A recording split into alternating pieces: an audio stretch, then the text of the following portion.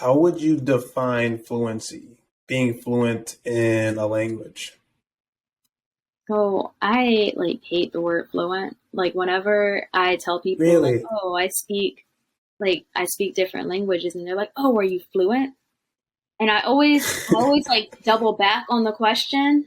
So if they say like, oh, are you fluent in all those languages? And it's like, oh, I can hold conversations very well and I feel really comfortable speaking Spanish and ASL. And you've heard me say this several times throughout the video where it's like I can have fluid conversations and I feel comfortable speaking in these languages.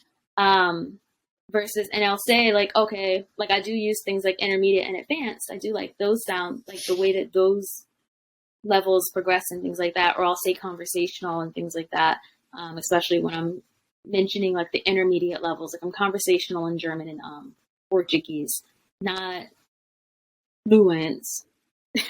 you know, I wouldn't even say I would say I'm like, yeah, I would say I'm fluent in English. It's my native language. But yeah, I don't like the word fluent or just because it's too ambiguous of a term. Everyone has a different definition for what it means.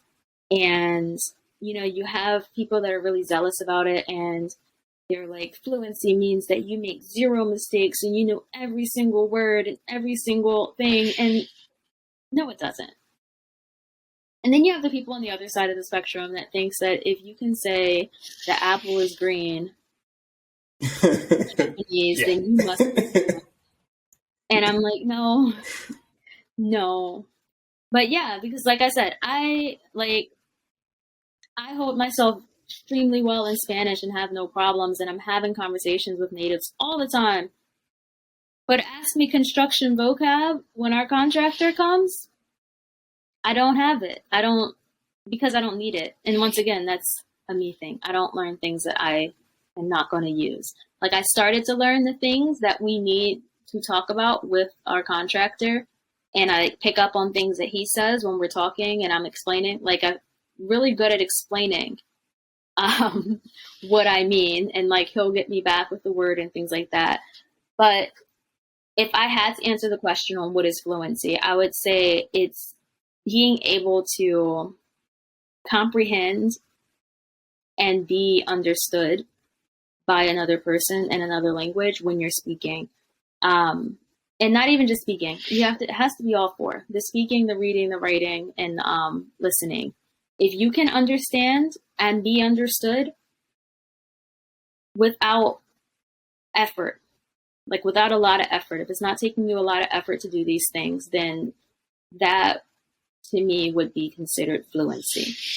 And that can be like all kinds of things. You look at like a kid that's in like third grade. Would you say that they're fluent in their native language? Yes. But if you give them like a big word that they haven't came across yet, they're gonna have to ask. They'll ask you and say, "Wait, what does that mean? I've never heard this word, or I can't pronounce this word."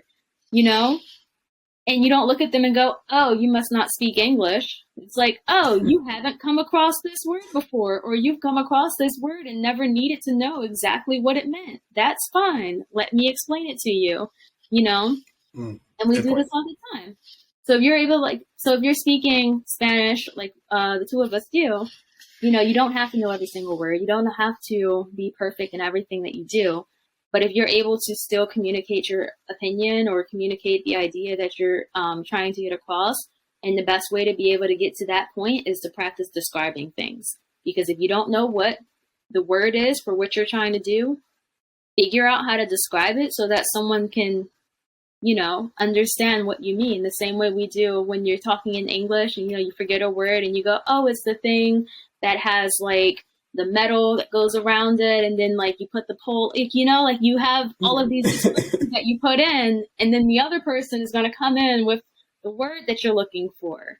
So if you get to that level, that's the level you want to be at with your language learning. Like you don't have to sit and try to learn every single vocab word, as long as you can figure out how to still get your point across.